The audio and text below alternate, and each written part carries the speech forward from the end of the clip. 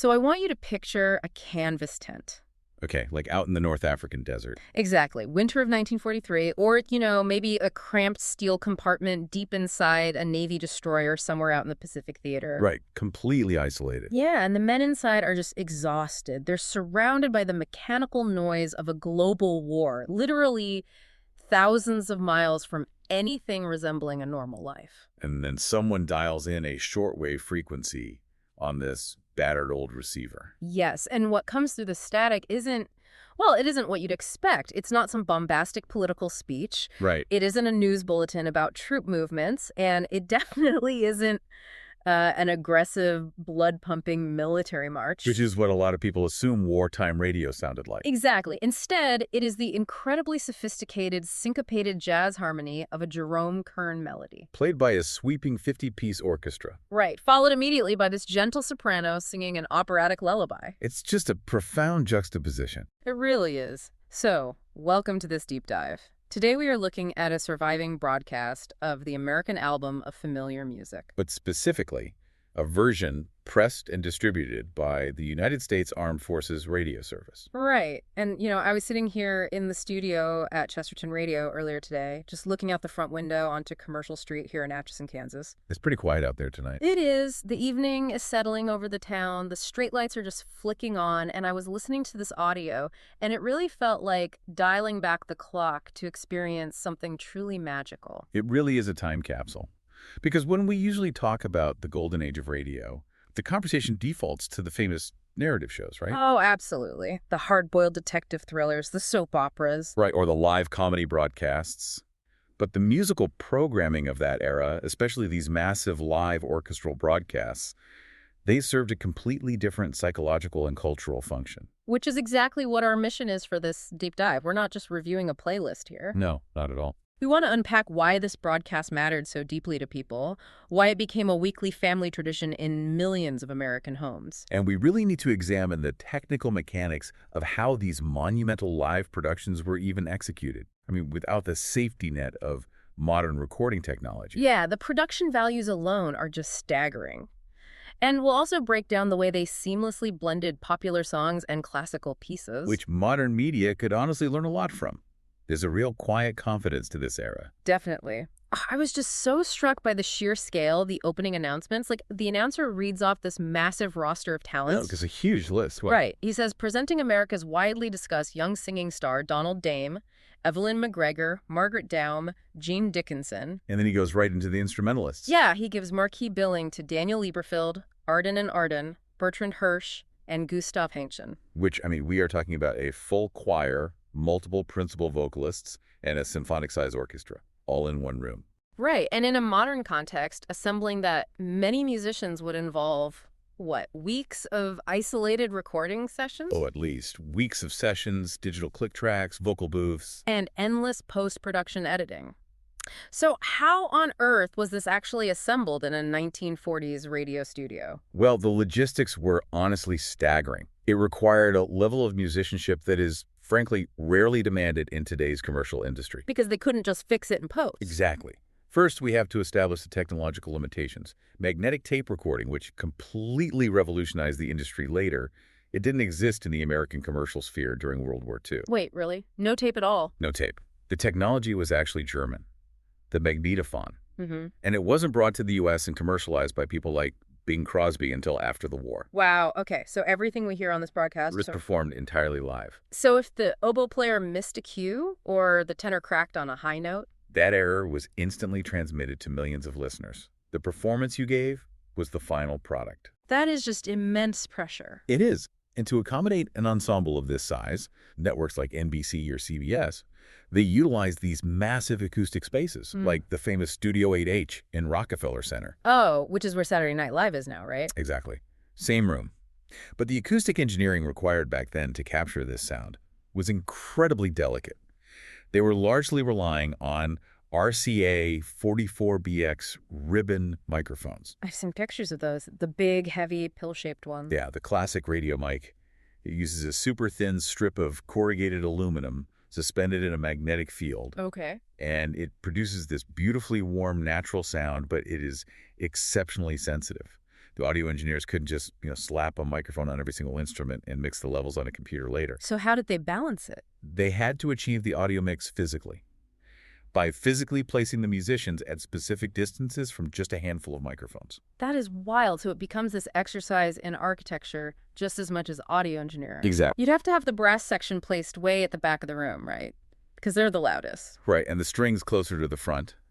And then the vocalists physically stepping up to a dedicated microphone when it's their turn to sing, and then stepping back. And the conductor, who was Gustav Heinchen for this one, he isn't just waving a baton to keep time. No, he is managing the live acoustic balance of the room in real time. So if the brass is overpowering the woodwinds, He has to signal the brass players to physically play softer, because the guy in the glass booth cannot simply pull down a slider on a mixing board to fix it. that is just incredible. It creates this environment of extreme pressure, obviously, but also extreme cohesion. Oh, absolutely. The musicians had to breathe together. They had to actually listen to each other and adapt on the fly. Which totally translates directly into the vitality of the music. You can feel that live energy. You really can. It forces a very specific kind of active listening among the performers. But, I do question how the modern listener relates to it. How so? Well, we live in this era of infinite on-demand access. Any piece of recorded music is available instantly on Spotify or whatever. Sure. So I wonder if the physical limitation of the 1940s, like the fact that a family had to physically gather around a piece of furniture at a specific hour on a Sunday evening just to catch this fleeting broadcast. Did that scarcity make it a bigger deal? Yeah. Did it actually alter the cognitive processing of the music itself? Because it was an event, did it force a deeper level of engagement than we have now? I mean, historical evidence suggests it absolutely did. We're dealing with this concept of the intimate concert hall. The intimate concert hall. I like that phrase. Right. Before television took over, the radio receiver was the absolute focal point of the American living room. You didn't just have it on while you were scrolling on your phone. Exactly. The act of listening was a primary activity. Today, music often functions as an environmental utility. We play it in the background while commuting, working, doing chores. It's audio wallpaper. Yes. But in the 30s and 40s, tuning into the American album of familiar music was a scheduled event. And because the audience was giving the broadcast their undivided attention, they were actually capable of absorbing a much higher degree of musical complexity. Which brings us perfectly to the programming choices on this broadcast, because, honestly, they are genuinely baffling if you apply modern marketing logic to them. They break every rule. Every single one. The curation ignores modern demographic targeting completely. Let's just look at the sequencing for a minute. Okay, let's do it. The broadcast opens with Donald Dame singing Jerome Kern's The Way You Look Tonight. A classic. A quintessential American pop standard. It was written for the film Swing Time in 1936. It's light, it's accessible, the lyrics are conversational. Someday when I'm awfully low, when the world is cold, I will feel a glow just thinking of you and the way you look tonight. Right. And Kern's composition there is a masterpiece of the AABA form, which is basically the foundational structure of the Great American Songbook. Right. You have a main melody, it repeats, you introduce a contrasting bridge, and then you return to the main melody. Exactly. It's incredibly digestible. The harmony is sophisticated. He uses these descending major seventh chords that give it that wistful, floating feeling. But structurally, it's super easy for a general audience to grab onto. But then, immediately after establishing that really comfortable pop standard bass line, the broadcast pivots so sharply you almost get whiplash. Yeah, they do not ease you into it. Not at all. The announcer introduces Jean Dickinson. He calls her the Nightingale of the Airwaves, and she steps up to sing Estrellita, a piece by the Mexican composer Manuel Ponce. Arranged by Sandoval, yes. Right. And suddenly, the listener is thrust into the world of high classical performance, complete with demanding operatic vocal techniques sung entirely in Spanish. And Jean Dickinson was a highly trained coloratura soprano. Which means what exactly for people who might not know? Well, a coloratura soprano specializes in repertoire that requires exceptional agility. So, rapid vocal runs, trills, leaps, and an extremely high tessitura. Tessitura being where the notes sit. Exactly. The range where the majority of the vocal notes sit. Estrellita demands vocal control that is entirely different from the relaxed conversational phrasing Donald Dame uses for Jerome Kern. It's a completely different muscle. Entirely. She is utilizing classical breath support and resonant placement just to project over a full orchestra without any amplification. And the transition doesn't even stop there. No, it goes even further. Right after she finishes this classical Spanish piece, Donald Dame returns to sing a song titled Tell Me You Love Me Again. Right. And the announcer explicitly notes that the melody is adapted from Nikolai Rimsky-Korsakov's classical suite, Scheherazade. Yes. So we have moved from a Broadway standard to Mexican classical vocal repertoire to a late 19th century Russian symphonic masterpiece, Cool. all within, roughly 15 minutes? Pretty much. Modern algorithms would never allow this. They're designed to eliminate friction. If you listen to a jazz vocal, Spotify assumes you only want to hear 10 more jazz vocals. Or they put you in a box. So how did this program manage to blend such wildly disparate genres without completely alienating its audience? Well, this success really lies in the arranger's ability to translate classical architecture into popular structures. How so? Let's look at Scheherazade. Rimsky-Korsakov composed it in 1888. It is a massive, through-composed symphonic suite based on the Arabian Nights. Through composed meaning it doesn't loop back around like pop music. Exactly. It's relatively continuous, non-sectional, non-repetitive. It develops linearly, just constantly introducing new motifs and wandering through these really complex harmonic landscapes. It's not the AABA form at all. Not even close. In the original orchestral piece, the character of Scheherazade is represented by this solitary, winding violin melody, which is contrasted against the heavy, brooding brass of the Sultan. So it's a completely different musical language than Jerome Kern. Completely. So the arranger's challenge was to build a cyclical, predictable pop structure inside the sprawling cathedral of Rimsky-Korsakov's orchestration. Which sounds impossible. It's difficult.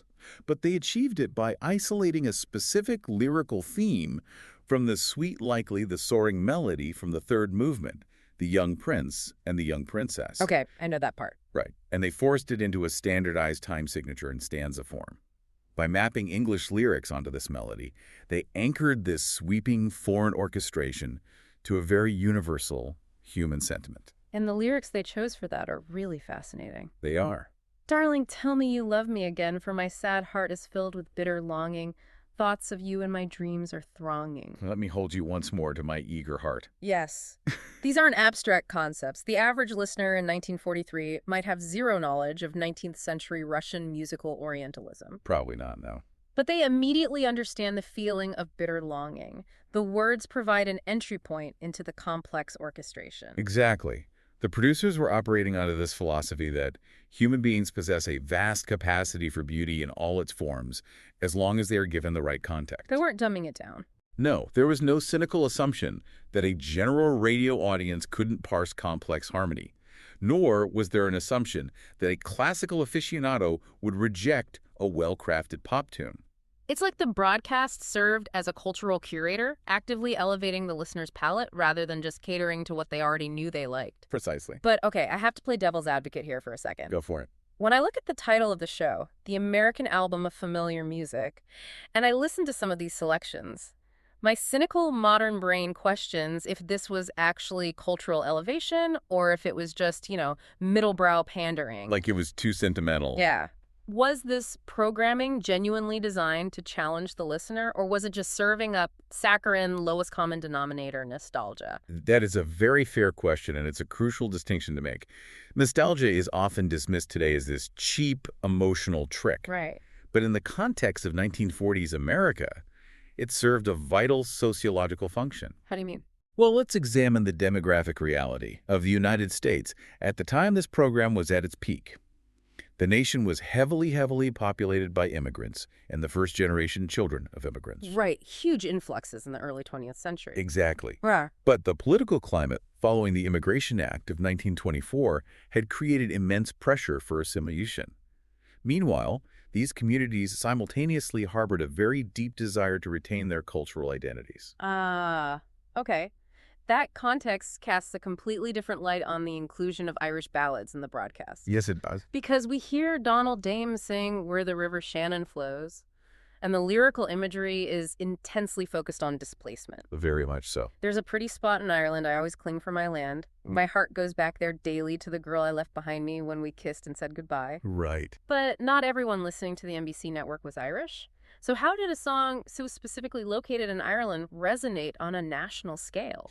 Because the Irish ballad functioned as a psychological stand-in for the broader immigrant experience. Interesting. And musically, these ballads often rely on pentatonic scales. Which is the 5-note scale, right? Right, a 5-note musical scale that is basically foundational to folk music across the globe, from Scotland to West Africa to East Asia. You find it everywhere. You do. Yeah. And the pentatonic scale possesses a uniquely unresolved, yearning quality. So when a listener whose family had emigrated from, say, Italy or Poland or Scandinavia heard Where the River Shannon Flows, They recognized the archetypal narrative. The River Shannon just became a placeholder for whatever river, mountain, or village their own ancestors had left behind. wow. The ballad provided a socially acceptable framework for processing the collective grief and hope of the immigrant experience. That is so profound. So the familiar in the show's title isn't necessarily about songs the listener literally already knew. No. It's about emotions the listener already understood. Exactly. The program was establishing a shared emotional vernacular. The concept of social cohesion was paramount back then. Especially going into the war. Right. When you have a highly fragmented society, as America was, and honestly arguably still is, shared cultural touchstones are necessary to bridge demographic divides. It gives everyone a common language. The American Album of Familiar Music provided a common songbook.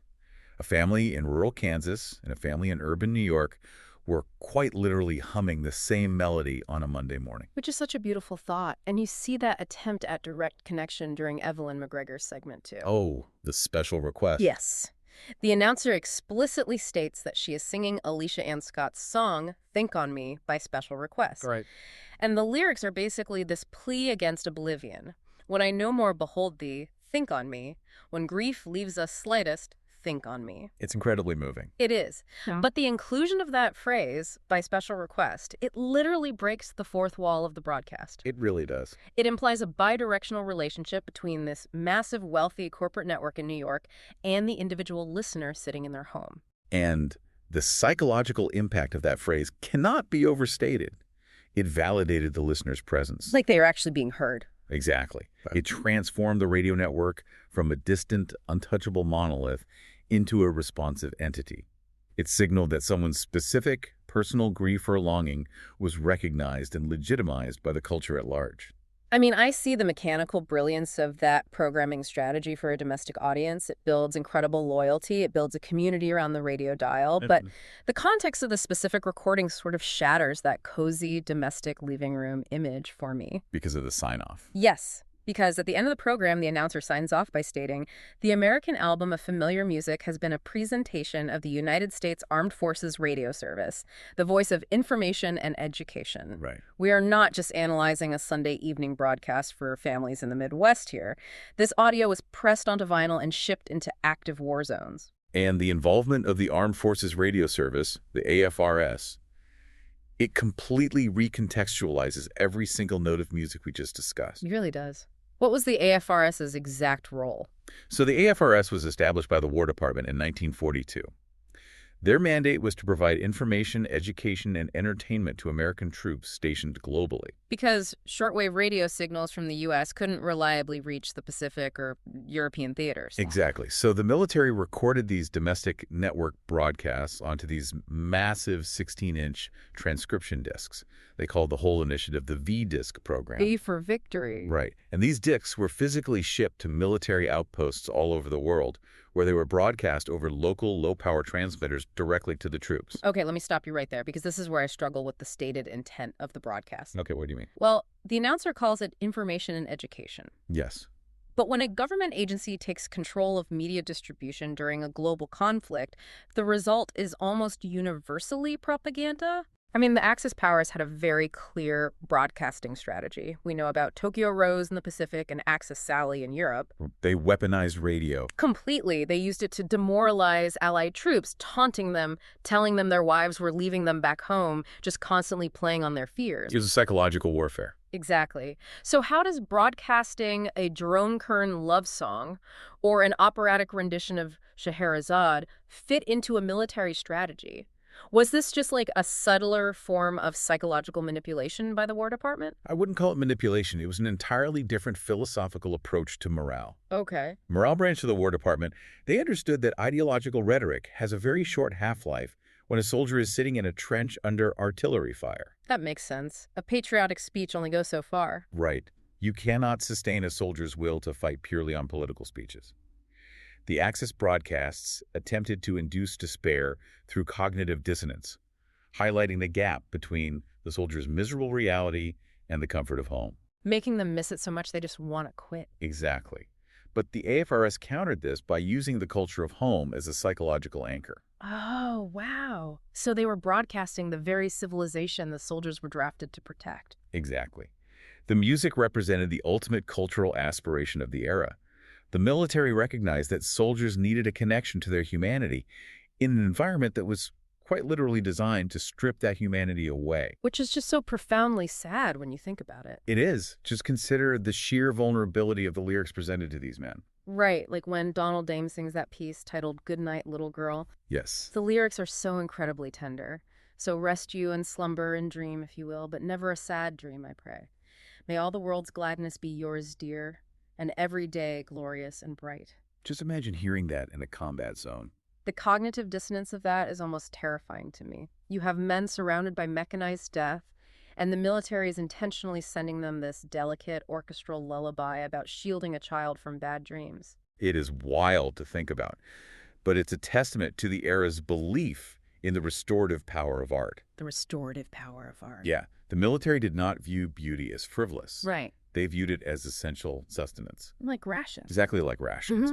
The lullaby wasn't merely a sweet song, it was a promise. Yeah. It served as a reminder that gentleness, romance, and peace still existed in the world somewhere, and that those concepts were worth surviving for. That is a brilliant way to frame it. And you know what else is interesting? The AFRS stripped all commercial advertising from these network broadcasts. Really? Yeah, they removed all the Bayer aspirin commercials that originally funded the domestic program, leaving only the pure, uninterrupted cultural product to the troops. Wow.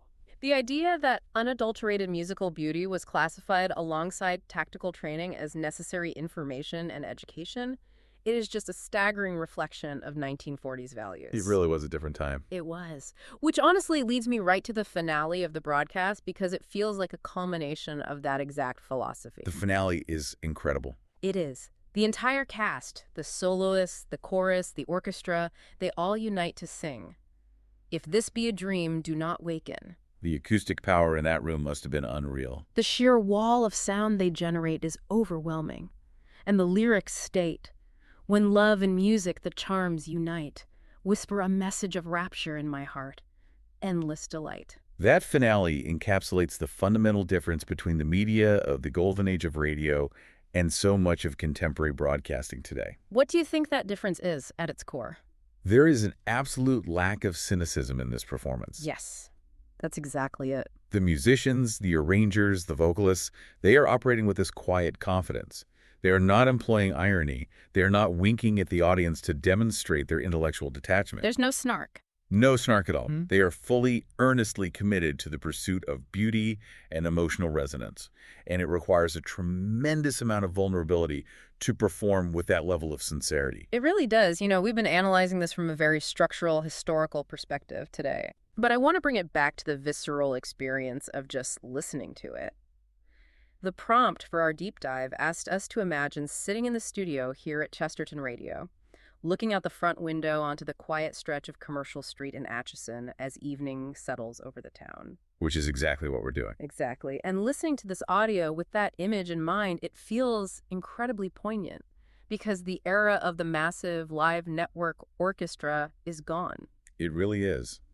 After World War II, the rise of television completely decimated radio budgets. Right, the money just shifted. And the American Federation of Musicians, led by James Cotrillo, they enacted recording bans that shifted the industry's economics even further. And then, of course, the invention of magnetic tape. Right, which allowed producers to artificially construct songs track by track.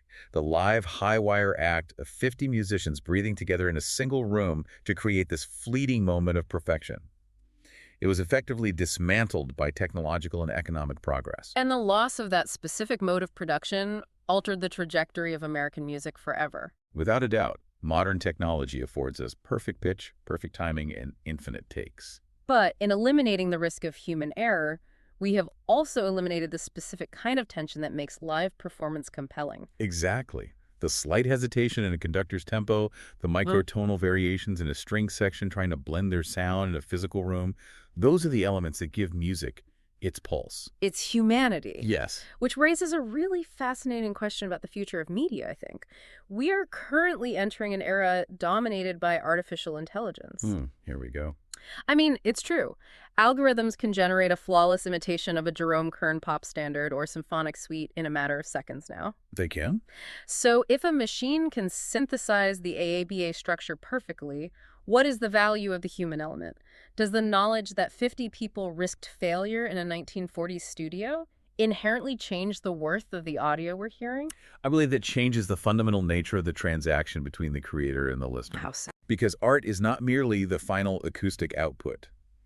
It is the record of human intention and human effort. That's a great way to put it. When we listen to the American album of familiar music, we are not just hearing pleasant melodies. We are hearing the culmination of thousands of hours of classical training. We're hearing the physical physics of a ribbon microphone. Yes. The sociological yearning of a displaced immigrant population and the psychological desperation of soldiers clinging to their humanity overseas. Right. An algorithm can replicate the sound, but it cannot replicate the stakes. Exactly. And the stakes are what make the preservation of these broadcasts so absolutely critical. I completely agree. We preserve the dramatic radio shows to understand what the 1940s feared. And we preserve the comedies to understand what they found absurd. But these musical albums, they are the only way to understand what they aspired to. They are a record of the nation's soul. The preservation of this material really forces us to confront our own relationship with media today. We've journeyed through the logistical marvel of live acoustic engineering on this deep dive. We analyzed the structural bridges built between pop and classical forms. And we examined the profound role this music played in the global theater of World War II. But the most vital takeaway from analyzing this specific artifact lies in its enduring philosophy. Which is? Great music does more than entertain. It reminds us that beauty can become a habit, and that a nation which sings together remembers more than melodies. It remembers itself. A nation that remembers itself. As we look out onto Commercial Street and watch the streetlights flicker on against the evening sky here in Atchison, that feels like the perfect mandate. It really does. We hope you'll continue to visit the growing world of Chesterton Radio, where classic radio, literature, history, and original storytelling continue to find new audiences. Take a moment tonight to find a piece of music that requires your undivided attention. Listen to the human effort behind it. Exactly. Until next time, keep listening and keep remembering.